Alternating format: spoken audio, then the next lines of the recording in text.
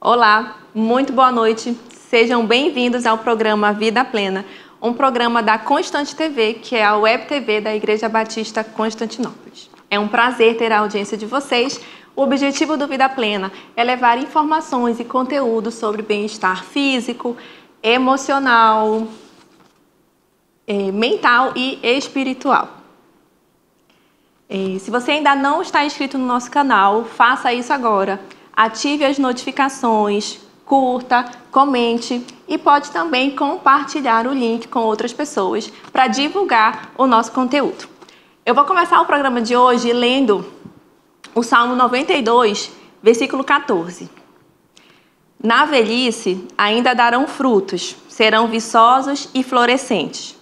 Enquanto o mundo e a sociedade acham que quando a gente envelhece, a gente está inativo, que a gente não pode contribuir muito, o salmista está falando aqui que o homem temente a Deus ainda dará frutos na sua velhice e que esses frutos serão viçosos e florescentes.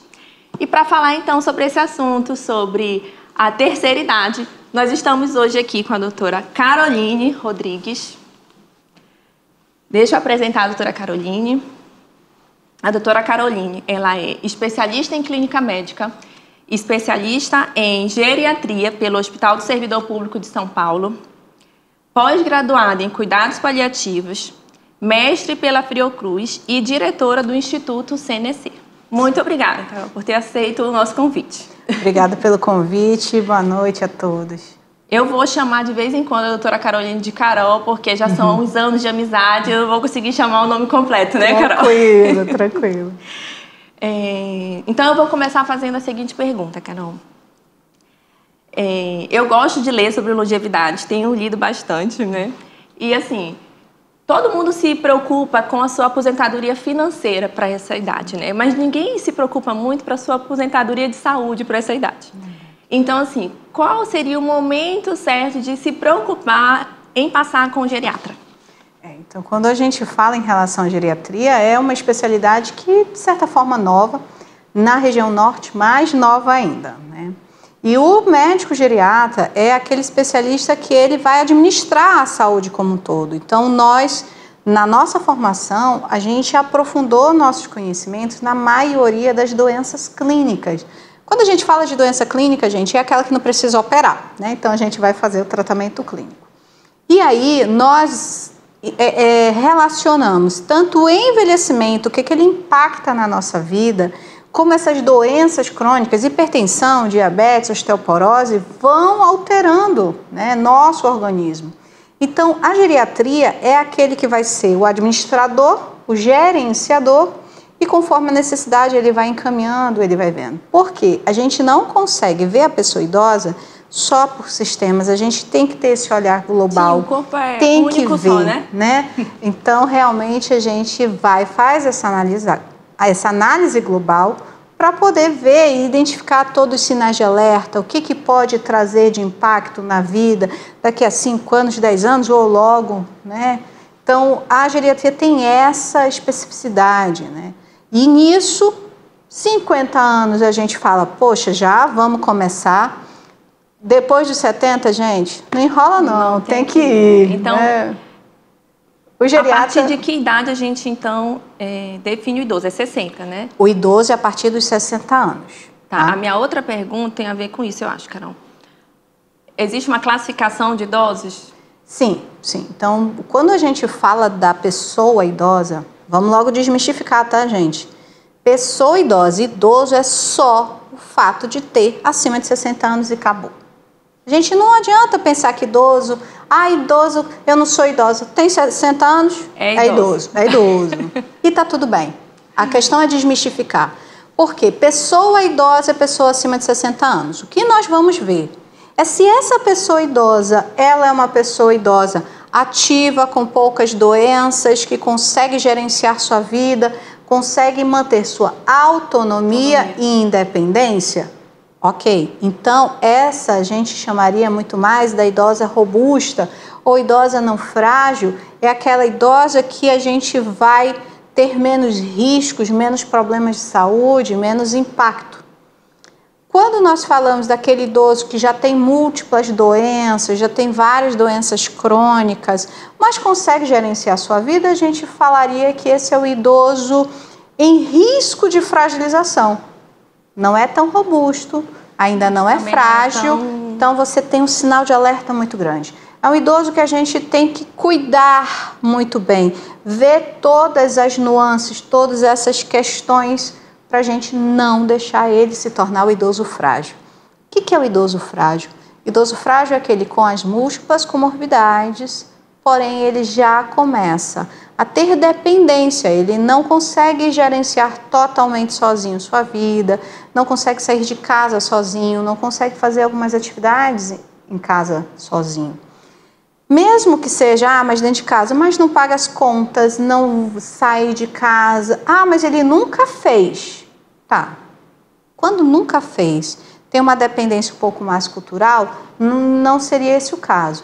Mas quando a gente está falando que ele já não consegue fazer as coisas que antes ele fazia de forma independente, você já está vendo o paciente, o idoso ser frágil. Deteriorando assim, né? E a grande questão para a gente diferenciar é porque essa pessoa idosa frágil, ela tem menor capacidade, menor reserva de se recuperar, de se manter numa vida de fato saudável. Então, essa é a grande importância da gente fazer essa classificação, essa diferenciação. Para ter mais atenção, né? Sim. No idoso que está dentro da nossa casa. Sim. Não é? E os dados do IBGE mostram que o Brasil está envelhecendo, né? Já tem muitos centenários. Sim. Né? E quais são os hábitos que a gente pode construir hoje, Carol? Não só para viver mais, mas para viver com qualidade os anos que a gente tiver a mais. Isso. Quando a gente fala, né, da longevidade ativa, então a OMS preconiza, e nós estamos na década do envelhecimento saudável que a OMS colocou. A próxima década, né, até 2030, que a gente possa fortalecer os países para que eles façam mais equidade no envelhecimento. Então, que toda a população possa envelhecer com qualidade. E por que isso acontece, né? Tem países que envelhecem melhor do que outros. Nosso país está envelhecendo muito aceleradamente, só que com não tão boa qualidade assim. A gente tem um número muito grande de pessoas que se tornam dependentes com o envelhecimento. Isso a gente não quer. Tripé. Nós precisamos, sim, da parte física, e aí a gente fala do exercício físico, da alimentação com poucos ultraprocessados, né? Então, ser aquela alimentação mais natural possível. Nós falamos em relação à saúde mental. E a saúde mental, a gente tem que entender que não é só evitar guardar mágoas, saber perdoar, ter bons relacionamentos, boas amizades, mas quando nós falamos de saúde mental, é também se manter em aprendizado constante. Olha que interessante o seu salmo. E é verdade. A gente deixar de lado esse mito, né, de que eu estou velho demais para aprender. Eu não posso fazer algumas coisas que eu não posso aprender. Quanto mais você se mantiver aprendendo, tendo novas experiências, novas habilidades, mudar sua vida não tem problema. 60, 70, 80 anos você é capaz. Você só não muda se você não quiser. E ter novas experiências faz com que a nossa reserva cerebral porque tem uma reserva do cérebro também, vai né? melhorar. Então, a gente estava falando da reserva financeira, mas quando a gente envelhece, a gente vai precisar da reserva muscular, da reserva cerebral. Então, saúde mental, saúde física, o exercício físico, a alimentação, boa noite de sono. Também. Isso não é para começar quando chegar. Não, gente, isso daí é desde agora. Isso é para começar agora, isso com 30, com 40. Né? Agora, construir os bons hábitos. Eu digo que a gente tem que construir a saúde para usufruir dela lá no final.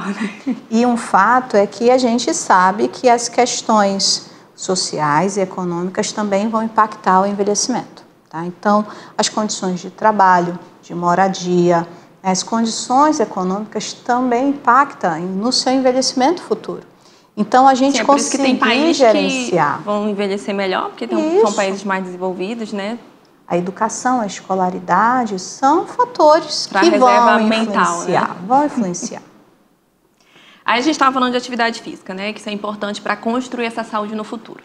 Existe um tipo de atividade física que seria melhor para o idoso fazer? Ou não? Ele pode fazer o que ele quiser? Vamos lá. Você pode sim escolher o seu exercício físico que mais te incentive. Hoje nós entendemos que aqueles exercícios resistidos, ou seja, que você faz força, né? Seja musculação, pilates, crossfit, um pouco de tai chi chuan, deixa eu ver, a dança mais ou menos, ela é um pouco mais para aeróbico. Mas esses são exercícios que vai aumentar mais a sua força muscular. E a gente dá uma preferência para esses exercícios porque com o envelhecimento a gente tem uma perda de massa muscular importante. E não só isso, a função do músculo ele começa a alterar. A gente tem mais deposição de gordura por dentro do feixe muscular. E por isso que a gente vê aqueles idosos dificuldade de levantar da cadeira, andando mais devagar. Então, quanto mais músculo a gente tiver, o envelhecimento vai trazer a perda, mas se a gente tiver reserva, essa perda vai impactar menos na nossa qualidade de vida, na nossa independência.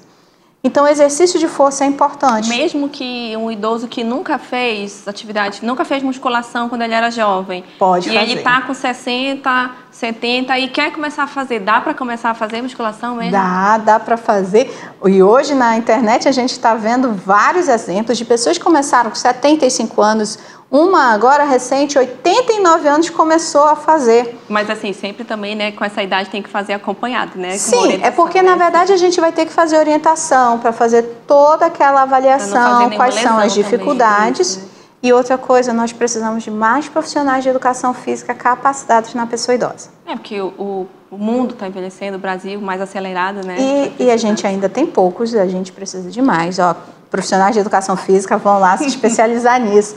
Porque tem algumas nuances do idoso que vai ter que ser cuidado, mas dá para fazer e vai começar devagar e vai aumentando.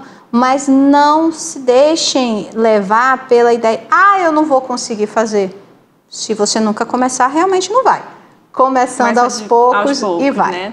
E se quiser associar outra coisa que gosta, né? Certeza. Eu gosto de dançar, eu gosto de fazer outra coisa, mas a musculação vai ser primordial, né? É legal. Tem que ter, né? Bacana. Tá.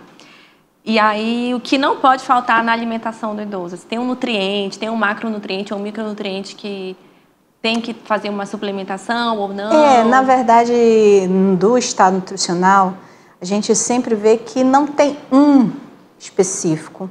Os estudos eles mostram que é a composição da alimentação que melhora, né? E nós sabemos que os grupos que não podem faltar é da proteína, principalmente as brancas, né? Peixe, frango, que são os principais. Carne vermelha a gente pode consumir em menor quantidade quando for consumir as carnes vermelhas mais magras, né? Sem muita gordura. E aí, verduras, frutas e legumes é uma parte também muito importante para a nossa alimentação, porque lá nós vamos ter fibras que vão ser importantes para o intestino, né? Nós vamos ter as vitaminas que serão suficientes para o nosso corpo. A suplementação, a gente observa que são muito mais importantes para quem não ingere adequadamente alimentação adequada. E essa questão de comer as proteínas tem a ver com a construção do corpo, né, Carol? Você estava falando do músculo, né? Se a gente não comer proteína, não faz músculo. E é muito comum o idoso querer comer o pão com pão. Eu digo, não, pão com pão não. É o pão com manteiga, né, gente? Eu adoro tomar o café da manhã só o pão com manteiga. Tem que ter uma proteína aí. A proteína mais comum da manhã é o ovo, né? É muito bom. Né? E às vezes o idoso perde o apetite. E como gerenciar essa questão do apetite? A gente vê, né, os familiares falando, fulano não quer comer, tá sem fome, perdeu o apetite. Né? Gente, agora, perda de apetite é algo complexo. E o primeiro ponto é a gente não ficar na ideia de que eu vou comprar um suplemento, um polivitamínico para aumentar o apetite, ou vou comprar aquele remédio para aumentar o apetite. Quando a gente fala de perda de apetite, nós temos que fazer uma investigação. Em geral, é multifatorial. Dentes, perda de paladar com o envelhecimento, a gente perde as papilas, sente menos o gosto. Demência, depressão, Doenças E neurológicas. até doenças infecciosas, às vezes, pode ser um pode sinal, né, ser. Carol? Perda do A apetite. perda de apetite de uma hora para outra tá assim, né? Tem que já descartar é mais frágil, uma infecção. quando o idoso já é mais frágil, se ele perde o apetite, tem que pensar em infecção, né? Com certeza. Então, tem vários fatores, doenças crônicas descompensadas. Então, é um sinal que a família deve ficar em alerta tem que e ser levar investigado ao geriatra, com se certeza. aparecer essa história da perda do apetite. Aí a gente falou, eu ia perguntar dos suplementos, mas tu já falou que quando a alimentação tá saudável... A suplementação, a gente tem que considerar a ingesta. Então, por exemplo, o nutricionista ele vai vendo, não, a ingesta proteica não está adequada. Aí ele suplementa a proteína, tá? Quando o paciente está com perda de apetite, não está ingerindo, aí a gente faz a suplementação. Existem duas vitaminas que a gente fica mais atento, que é a vitamina B12 e a vitamina D, que elas comumente estão mais baixas na pessoa idosa. Aí a gente vai e tem que suplementar o cálcio para aqueles pacientes com osteoporose. Então, só para a gente ver que não é sair tomando polivitamínico... É direcionado, né? É direcionado. Direcionado. Exame físico, exame laboratorial. E aí a gente vê as clínicas, as doenças que tem, para a gente realmente ver a necessidade da suplementação. Entendi. E... a gente tem uma brincadeira que fala, né? Vai ficando idoso, vai aumentando a quantidade de comprimido que a gente toma. Isso é verdade? Isso tem que ser assim? É assim mesmo? Ou tem como a gente realmente evitar esse Aí é que está, né? É muito comum, com o envelhecimento, o aparecimento de mais doenças crônicas, é fato, tá? E ao ter mais doenças crônicas, a gente acaba precisando de mais medicações. Isso é mais prevalente na pessoa idosa. O que nós temos que quebrar o paradigma é justamente não é que vai necessariamente acontecer, mas para isso a gente teria que se cuidar... Ter cuidado lá na frente. Antes, né? Lá nos 20, 30 anos, para a gente conseguir chegar com menos incidência de doenças crônicas. E menos necessidade de ficar cheio de comprimidinho ali de manhã cedo. E aí a outra questão é você fazer o tratamento não farmacológico. O que é isso, gente? Mudança do estilo de vida. Alimentação, que é o que a gente já falou, exercício, né? A gente vai etc. rodar e vai voltar nessas histórias que tem que fazer atividade física. Então, gente, a gente vai dar um intervalo agora. A gente já volta. Fica aí ligado com a gente. Voltamos, então, com o programa Vida Plena. Nós estamos aqui com a doutora Caroline Rodrigues, médica geriatra. Nós estamos falando sobre a saúde na terceira idade. Se você perdeu algum episódio anterior do Vida Plena e quer rever, ou já viu o episódio, mas quer indicar para outra pessoa, a gente tem agora uma playlist com todos os episódios anteriores lá no canal. Você pode conferir e assistir novamente ou indicar para alguém. Carol, vamos voltando aqui. A pergunta que eu vou te fazer agora é sobre o sono do idoso. A gente sempre ouve o idoso falando, eu não tenho sono. Mas aí fica dando cochilinho à tarde, dorme à tarde, esse sono não aparece à noite. O que fazer? Como gerir essa questão do sono no idoso? Primeiro a gente entender que tem algumas mudanças em relação ao padrão do sono quando a gente envelhece. Mas essas mudanças estão mais relacionado, ele tem mais micro despertar, né? Então acorda, vai ao banheiro, faz seu xixi, mas volta e dorme de novo. Então, o padrão normal ele pode reduzir um pouco a quantidade de horas. Por exemplo, dormir 8 horas, dorme 6 horas, mas acorda bem, acorda disposto. Então, isso está dentro da normalidade. Quando você tem um sono mais fragmentado, ou seja, acorda muitas vezes, no outro dia está mais indisposto, pode impactar na memória, na atenção, né, na funcionalidade, se sente mais fadigado, não está legal, a gente tem que realmente analisar. Por quê? Quando a gente fala do sono ruim, pode ser só a higiene do sono. O que é isso? Dormir muito, poucas atividades ao longo do dia. Dormir ao longo do dia é ruim, não é bom para o sono da noite mesmo, né? Não. Então, você ter muitos cochilos ao longo do dia pode atrapalhar o sono da noite. Você tomar café lá no jantar. Cigarro também perto, ou outras bebidas alimentação alcoólicas. Muito perto também, né? Alguns tipos de alimentação pode pesar mais à noite. Ficar na tela do celular ou televisão, aquela luz, por mais que digam, não, mas eu durmo. Só que o seu sono não é de qualidade. Ser de qualidade. Então, a gente não pode ficar até 2 horas antes da hora que você quer dormir, não deve ficar na televisão nem no celular. Essa é a recomendação. Então, se o idoso está reclamando que está com pouco sono, a família tem que observar se não está dando muito cochilinho do dia, tentar tirar esses cochilos, né? E ter primeiro essa limpeza do sono, digamos assim, antes de procurar ajuda médica? Exatamente. Você faz ajuste da higiene do sono e aí você vai ter que observar, né? Ah, olha, eu não estou... Ter pouca atividade, então você ter mais estímulos para esse idoso fazer. Isso tu fala durante o dia, né? Para esse sono não chegar tanto, né? Só de ficar ali sentado no sofá o dia inteiro já pode impactar na qualidade do sono da noite. O corpo está tão relaxado, né? A pessoa amanhã relaxada, e aí não né? dorme direito, né? Por isso a gente também recomenda o exercício físico para melhorar a qualidade do sono. É verdade, o sono também assim. E aí, se não está indo, é muito importante a gente fazer a avaliação do sono. Porque o sono, ele impacta em muitos aspectos da saúde. E aí, quando tu fala essa avaliação, é realmente ir no geriatra? Pode ser o geriatra, tem médico do sono também, e como é que é essa investigação? Como é que tem exame, tem o que tem para ser feito? Porque o que eu falo do geriatra é porque o geriatra vai fazer essa avaliação global. Se a hipertensão está controlada, se o diabetes está controlado. Porque pode ser motivo para perder sono. Restaurador. Tá. A gente tem que ver ansiedade, depressão, porque ansiedade e depressão tira o sono. Ver o ajuste da higiene do sono. Aí tá, não. Tem uma inquietude na perna, ronca demais, opa, a gente vai investigar outras alterações do sono em si.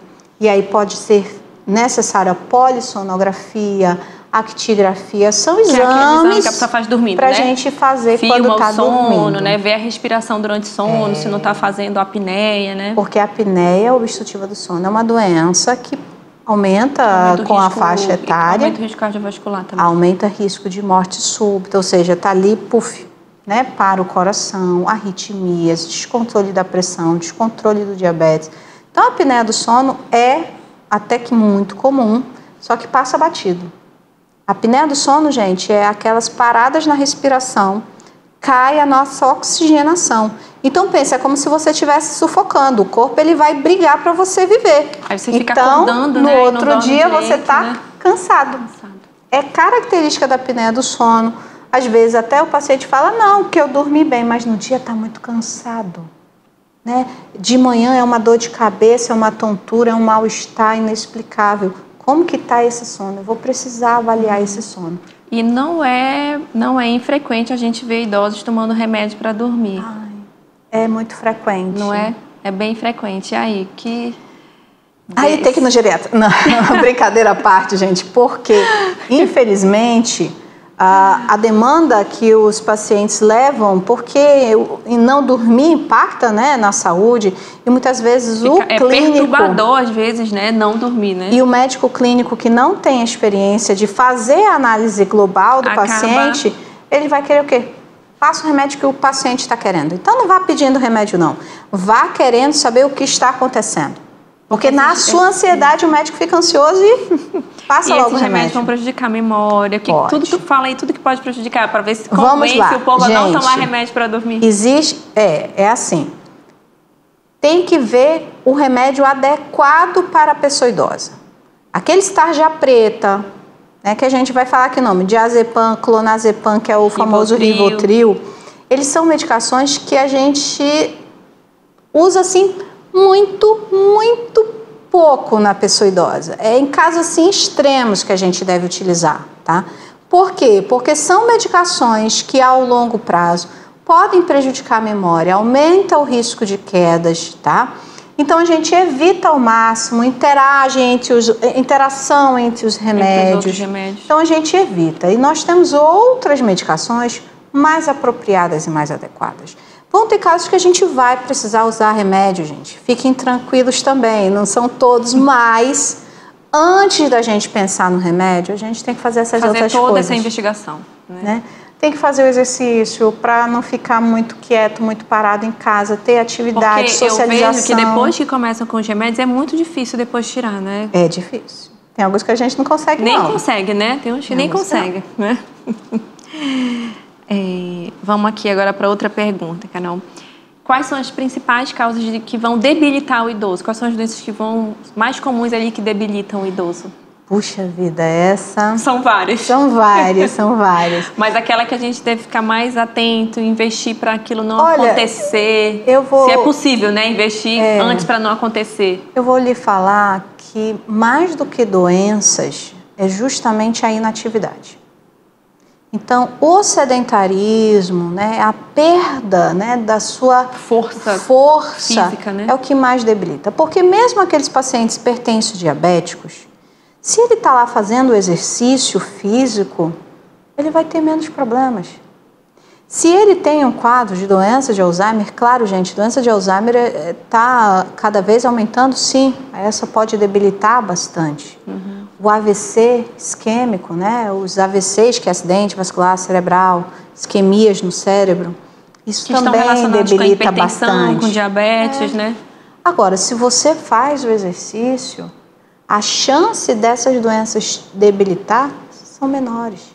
Então, a gente chama muito a atenção, não é à toa, de você fazer exercício, de você sair de casa, de você socializar, de você aumentar a reserva. Conversa e volta para a atividade física, né? Aí pode vir as doenças, mas vai impactar menos, né? Se você for pensar, existe uma doença que é, sim, subestimada, mas que debilita bastante. Artrose de joelho. É porque deixa de andar, né? A artrose de joelho parece a coisa mais simples, até vários colegas, né, banalizam bastante, assim, você tem que conviver com a dor. Não, isso é doença de idoso mesmo, é de idoso, tem que conviver com a dor e é isso. Mas a artrose de joelho, a pessoa vai andando menos, se exercitando menos. Chega uma hora que vai para cadeira de rodas. Que vai. Aí nós temos que ser firmes, tratar direito, fazer o exercício, porque com o exercício com a força que vai controlar. Mas vai ter algumas artroses muito fortes. É igual janela velha, né? Tem que estar abrindo, né? Se deixar ela fechada, quando abrir vai quebrar. E aí vai ter aqueles casos que vai ter que fazer cirurgia mesmo, que vai ter que fazer procedimentos, e eu sempre digo, se tem indicação de cirurgia, eu acho que tem que ser feito. Avalia, faz tudinho, né? As pessoas têm medo, mas a debilidade que vai dar diante dessa dor no joelho é muito grande. Eu vejo o impacto emocional, a pessoa começa a deixar de fazer suas atividades, as mulheres têm muito assim, entra em depressão, ansiedade. Olha a bola de neve, aí vai ficando cada vez mais fraco. Então essa é uma condição que eu fico sempre... Só falando um pouquinho da artrose. A artrose é uma doença degenerativa, genético, né? Ninguém escolhe, sim, mas a atividade física vai impactar ali na não evolução, né? Outra pergunta. Cadê minhas perguntinhas? A demência também é uma grande preocupação, sim, né? E a gente acha que quando a gente fala, o idoso está demente, todo mundo acha que é Alzheimer. E nem tudo é Alzheimer, né? Então, vamos falar um pouquinho sobre demência? Qual é realmente a mais comum? É a mais comum é o Alzheimer ou não? Tem outros tipos de demência? Então, assim, falando um pouco mais de demência, gente, é importante você entender que demência seria o sintoma, que nem dor pode ser causada por várias doenças, a demência pode ser causada por várias doenças. Demência é quando a nossa capacidade de raciocínio, de pensamento, ela não está plena. Então, você começa a ser incapaz de realizar algumas atividades porque a parte cognitiva não funciona direito. E quando a gente fala de cognição, o que faz parte da cognição, gente? Atenção, memória, linguagem, saber falar, né? Obedecer comando, isso é cognição. Então, quando eu tenho alguma coisa alterada que me impede de fazer as funções que antes eu fazia, a gente chama isso de demência. Aí nós temos doenças que causam demência. A doença de Alzheimer é uma das principais causas de demência. A segunda principal causa são os AVCs, são as causas vasculares. Só que a gente tem um grande número de pessoas que têm as duas juntas. Por quê? Hipertensão, diabetes, obesidade, tabagismo, etilismo, são causas de doença vascular, na irrigação do cérebro, gente. Quando a gente fala de doença vascular, são os vasos sanguíneos que irrigam o nosso cérebro. E essas doenças que eu falei, elas promovem uma deposição mais de placas de gordura nos vasos do cérebro.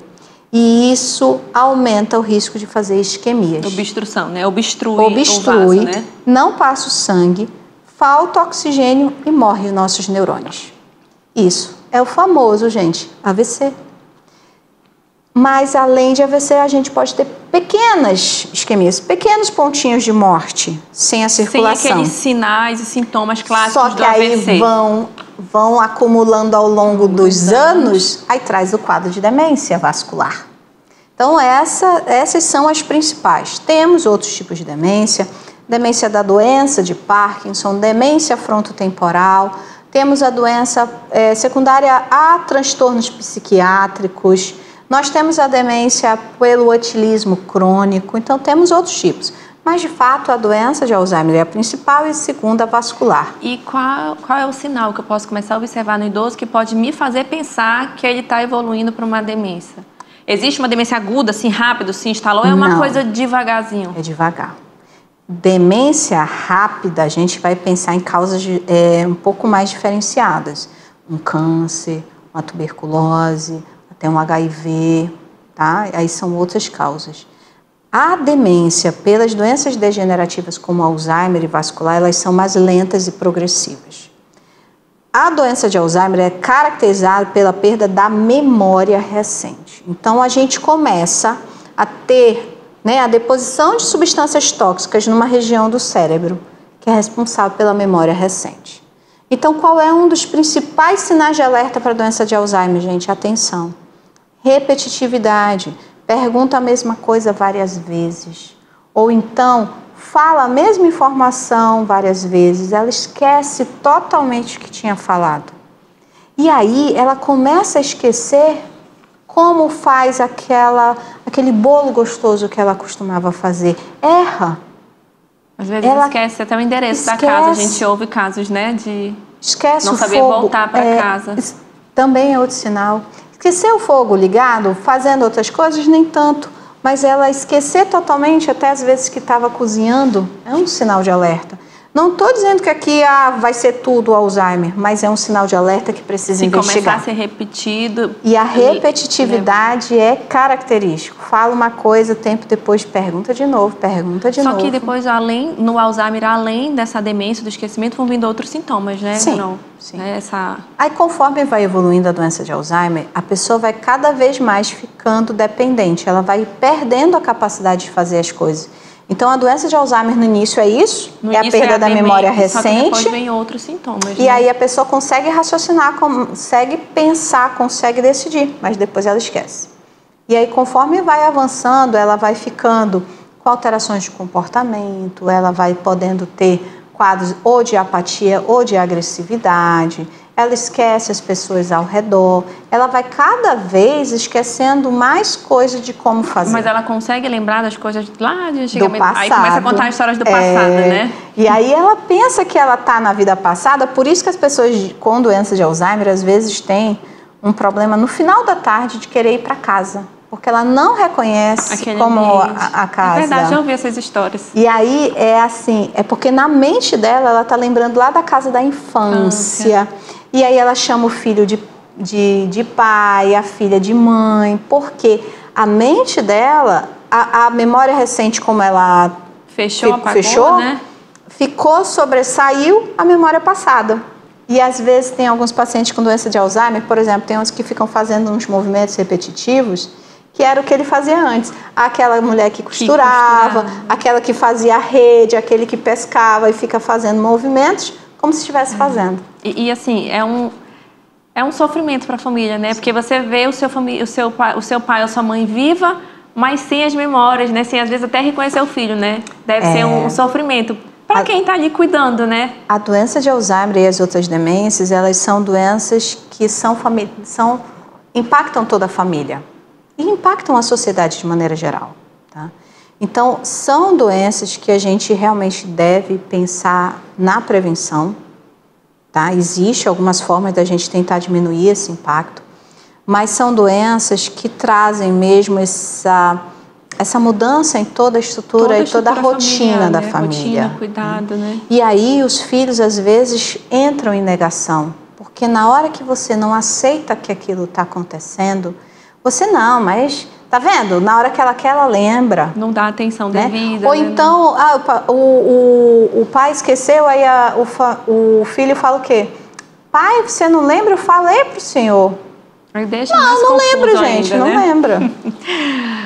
Nós vamos para o nosso próximo, nós vamos para outro intervalo, mas daqui a pouco a gente volta com a doutora Caroline Rodrigues, ainda com esse tema sobre gerenciando o nosso envelhecimento. Seja bem-vinda ao Vida Plena, estamos aqui no nosso último bloco com a doutora Caroline falando sobre o envelhecimento. Se você ainda não segue o nosso canal, se inscreva, ative os sininhos das notificações, curta, comente e compartilhe esse conteúdo. Voltando aqui com a doutora Caroline, vamos falar um pouco, Carol, sobre os tremores. É comum a gente ver o idoso com tremores, né? E aí, qual é o diagnóstico, o que fazer? Tem outras doenças levam a esses tremores? Nem tudo é Parkinson, né? Não, tremor, tá? A gente não chega a ser tão comum quanto alguns outros problemas, tá? Tremor, principalmente nas mãos, a gente vai ter os dois principais diagnósticos diferenciais, é a doença de Parkinson ou tremor essencial. São os principais. Mas teve tremor, vai ter que fazer uma investigação. Não é normal do envelhecimento. Normal não é. Tem que ser avaliado, investigado e tratado. Agora, tem um problema que é mais comum, que são os desequilíbrios e tontura na pessoa idosa. E a tontura é um sintoma muito comum e que realmente a gente precisa também parar e avaliar. Porque tontura, gente, não é sinônimo de labirintite. Todo mundo, porque eu tenho tontura, é labirintite. Tudo é labirintite, não. né? Até os colegas de clínico que não entendem também. E tontura tem vários motivos para ter. A gente vai ter que fazer avaliação. Quando é tontura na hora de levantar, a gente vai pensar na hipotensão postural, gente. Então é água, tomar água, que é uma coisa que as pessoas perdem a sensação de sede. Então por isso que o idoso não toma muita água. Tem que tomar água sem sede. Esse é um dos grandes problemas, mas a gente tem a vertigem paroxística, que é quando vira a cabeça de um lado para o outro. Tonto. Tem as labirintopatias por outras causas que não labirintite em si. Então tem que ser avaliado, até casos de ansiedade e depressão pode levar à tontura. Então a tontura é um sintoma muito comum que a gente vai ter que investigar porque aumenta o risco de quedas muito grande. E queda no idoso é danado para tirar essa vitalidade. Que os ossos já não conseguem cicatrizar, né, rápido. A queda, mesmo quando não fratura, Valquíria, quando não fratura, o paciente ainda assim às vezes fica com medo, fica ansioso, aí não quer mais sair de casa. Não quer mais sair porque tem medo de cair. Até mesmo os filhos, na tentativa de proteção, tira as atividades. Só que ao tirar a atividade é pior ainda, porque ele fica mais quieto, mais parado. Tem algum, o que tu orienta assim, na casa do idoso para evitar a queda? Tem algum cuidado ali que a casa tem que ser mais diferente? Será que realmente não ter escadas? O ideal é não ter escada, mas na hora que tem escada tem que colocar o corrimão. Aquelas linhas que é antiderrapante na beira da escada, o ideal é fazer degraus maiores, não muito pequenos, não ter muito móveis pequenos na casa, evitar tapete. Idosos já frágeis tem que ter barra, né?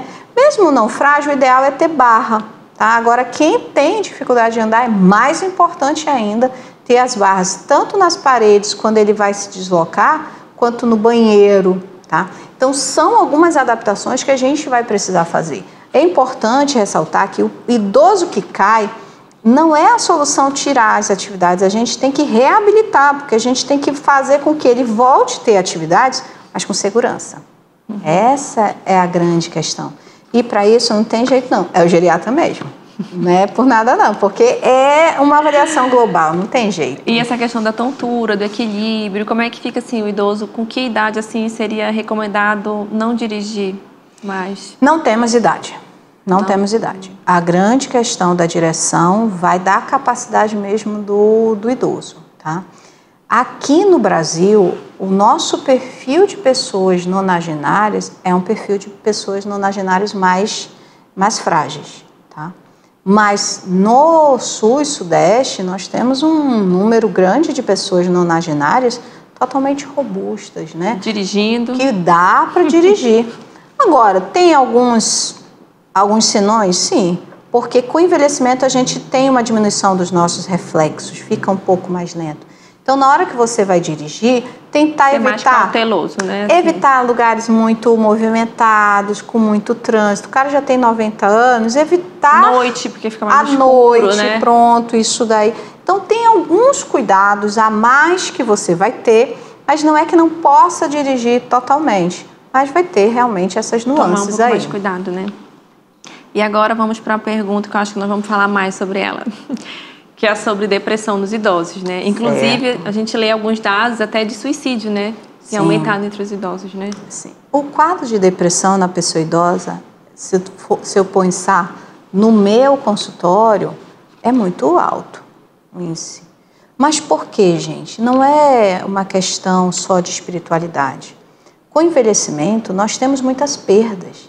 Perdas não apenas de pessoas que faleceram, mas perdas de função, perdas de sentido da vida. Eu acho que esse é um dos grandes questões quando a gente atende a pessoa idosa, tanto de ansiedade e depressão, é você ver que ela começa a perder ali o seu valor existencial. Ela começa a questionar, tem um sentimento de menos-valia. São os filhos que saíram de casa, ela foi dona de casa a vida inteira e agora ela se percebe sem função, né? mais fraca. Qual é a minha função? Eu já criei meus filhos, já vivi minha missão, pronto. Não tem mais. Vou esperar. Aí espera até a hora que Deus vai chamar. Sem fazer atividades, né? E esse salmo mostrou que não. Que a gente pode dar frutos, não importa a idade. Então, a grande questão é as pessoas se perceberem capazes, independente da sua idade. Que elas podem sim, mas vocês vão ter que ter ferramenta para ser capaz, é verdade. Você vai ter que buscar outras opções, você vai ter que buscar ainda aprender. Você consegue aprender coisas novas, pode ser mais difícil, você vai ter que repetir mais vezes para aprender, talvez sim, mas é possível. Não é a idade por si que vai tirar. Depressão na pessoa idosa também é um mito achar que a pessoa idosa vai ficar triste por natureza, né? A tristeza faz parte da vida. Do jovem e do idoso. E não estou dizendo aqui que ao ter depressão que necessariamente eu vou usar medicação. Existe quadros depressivos da pessoa idosa que a solução não é remédio. É a solução ela em atividades. Né? É adaptar.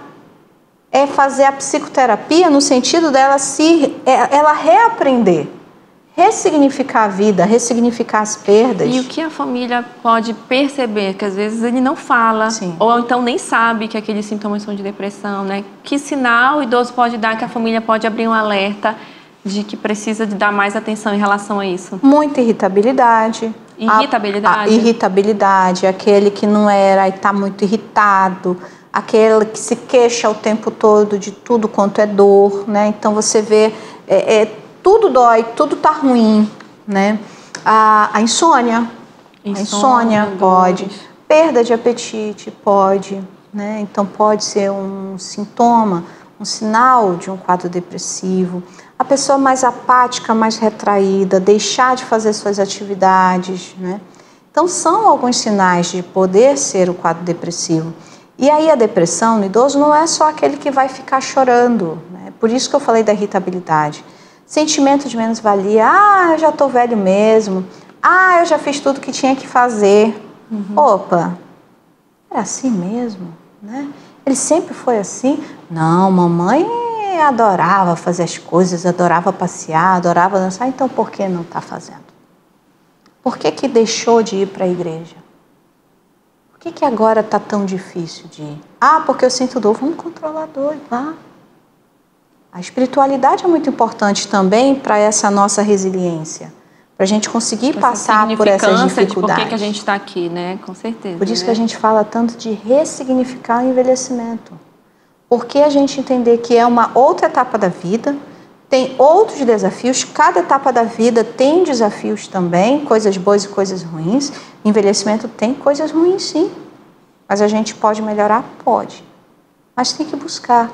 E não apenas achar que é assim mesmo e pronto. Certo. Mais uma pergunta aqui, Carol. A gente sempre se preocupa com os nossos pais, né? Estou se aposentando, e quando ficar sem fazer nada, o que a gente vai fazer? Né? Como se preparar para isso, né? Que atividades, né, o idoso pode fazer para substituir o que ele fazia?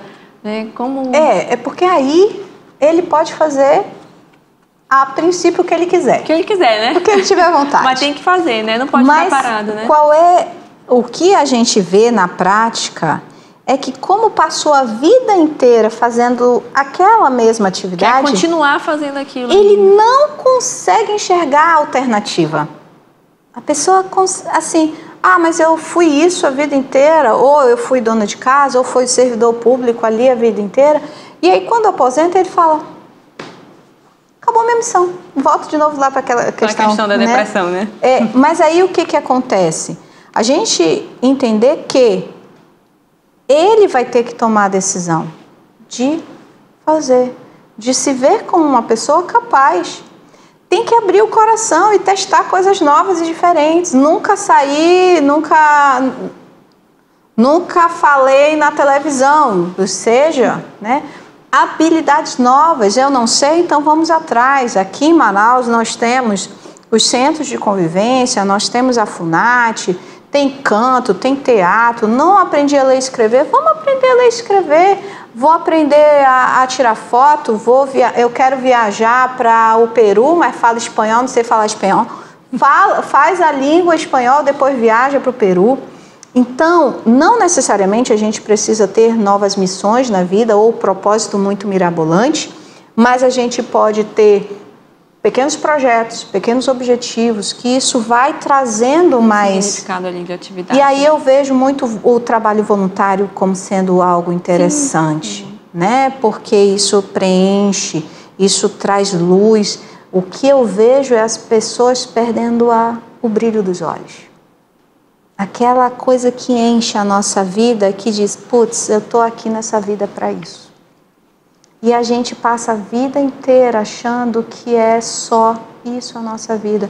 Trabalhar para ter o dinheiro para sustentar. E a maioria das famílias vivem assim. E isso impacta o envelhecimento. Certo. Carol, e quando a gente começa a observar que talvez aquele idoso já não está realmente conseguindo fazer sozinho as suas atividades, tirar esse do que mora só, por exemplo, né? Tirar ele desse ambiente que está morando só e trazer para a casa do familiar. Isso é saudável, é preciso muitas vezes, às vezes né? é necessário. Eu acho que a questão é avaliar o quanto que ele não é capaz, né? O que pode ser reabilitado ou não, né? É importante a gente sempre tentar deixar que ele faça e você inicialmente administra, né? Ou fica ali de olho, tá? Ele vai tomar banho, mas ele consegue tomar banho sozinho. Deixa ele tomar, tu ficar só de olho porque tá com medo de cair. Ou então ali, não, eu preciso só ficar lembrando. Ele tem um quadro de demência, eu tenho que ficar lembrando. Olha, agora é a hora do sabonete. Pai, agora é a hora do shampoo. Agora é a hora do condicionador. Pai, aquele é o condicionador. Ou então você vai colocar o shampoo. Agora sempre tentar esfregue. Deixar ele participar Quando também. Quando não consegue de jeito nenhum, aí que a gente vai lá e faz por ele. A gente sempre tem que estimular a fazer com ele, não pelo idoso. E aí, sair da casa e morar na casa do filho, em muitos casos é necessário. Né? Não tem estrutura, as questões financeiras, a questão do cuidado. De cuidado, de ter alguém, né, olhando. Tem que ter alguém lá. Né? Então, não tem como, muitas vezes, tem que ter impactos.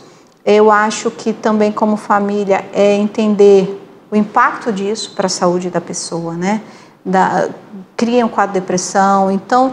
Tenta deixar um ambiente ali que ele vai mandar naquele ambiente, né? Principalmente mulher que foi acostumada a mandar na casa. Não querem sair, né? Aí não quer. Quer ficar na minha casa, quer que eu manda, que eu faço o que eu quero. Vai chegar na casa da filha, a filha vai dizer, não, deixa que eu faço, não, deixa que eu faço, deixa que eu faço. Não precisa, descanse, não descansa não, então, gente. Trazer um pouco para perto, dependendo da situação, mas sempre deixando ali uma autonomia para o idoso tentar fazer as coisas, né? Não fazer tudo por ele. Esse é o recado, né? E eu chamo a atenção para os idosos também, tá? Chame a atenção. Porque olha só, a gente também tem que ser pessoas de boa convivência, tá? Como a Ana Cláudia Quintana Arantes. Você também tem que ser uma pessoa que seja gostosa de cuidar. Um dia a gente vai precisar que alguém cuide da gente. Como que você vai ser?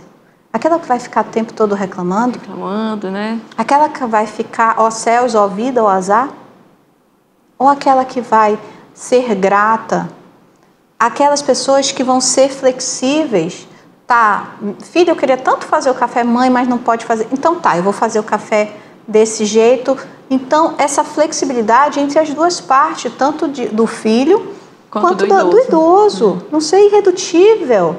Não ter aquela personalidade dura. Não é assim. Sim, e se não for assim, eu não vou mudar. Se não for desse jeito, eu não quero. E começam os conflitos.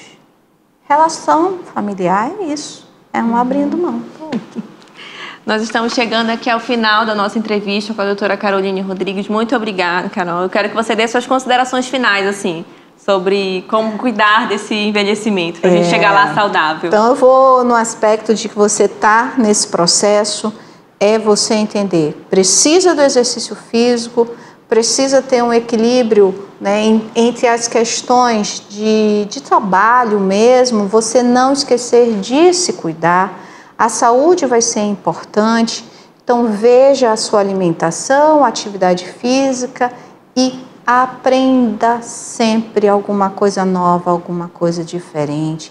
Esteja sempre em movimento tanto da mente físico quanto do corpo, quanto mental. Né? Carol, onde a gente pode encontrar você? Fala aí sua rede social, onde a gente pode encontrar você? Doutora Caroline Rodrigues, tá? Meu Instagram, tô no Facebook também e também tô no TikTok. Estou por lá. Mas eu atendo no Instituto CNC, tá? É uma clínica voltada para a pessoa idosa. Nós temos ali vários profissionais. Multidisciplinar, né? Para cuidar do idoso, né? Então, doutora Caroline, muito obrigada por ceder o seu precioso tempo para estar aqui com a gente. Muitas coisas descobrimos, informamos, um conteúdo de qualidade nós estamos trazendo para vocês.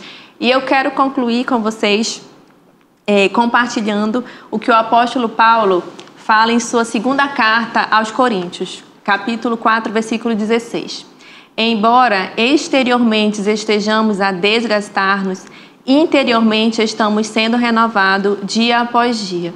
Que o Espírito Santo possa nos trazer esse renovo, que o seu relacionamento íntimo e pessoal com Deus possa trazer significado para a sua vida, possa fazer você ainda, como a gente viu o salmista falando, mesmo nessa idade, ainda continuar dando frutos, compartilhando da sua experiência, instruindo as pessoas menos experientes com toda a experiência que você teve na sua vida, né? Então, os nossos desejos é esse, que você busque ao Senhor, mesmo na terceira idade, para que as suas energias, o seu espírito, como o apóstolo Paulo, né? Porque a fraqueza vai vir mesmo, né, Carol? Não tem jeito, o corpo vai desgastar. O importante é que a gente esteja com esse espírito renovado quando a gente busca o Senhor verdadeiramente.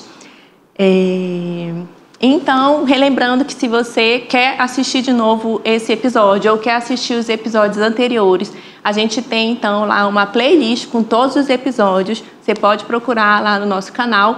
E se ainda não se inscreveu, se inscreve no nosso canal, ative as notificações e compartilhe. A gente se vê no outro episódio.